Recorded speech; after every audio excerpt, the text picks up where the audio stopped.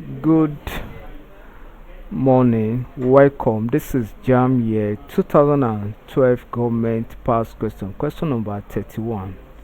Question 31 says, in Nigeria, the agency mainly responsible for the maintenance of internal peace and security is the dash.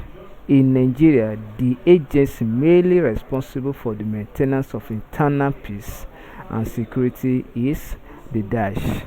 Now, what this question is saying here is that which executive body is responsible for inner peace and security in Nigeria.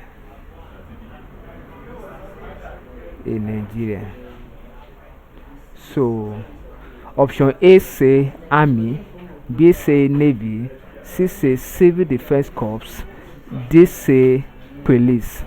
The primary function of the police is to maintain internal peace and security, to fight settlement of neighbors, crime, little crime, and the rest of them. But army is for both internal and external. But you say the main, so is police. So option D is correct. Thank you and God bless you. Kindly subscribe for more videos.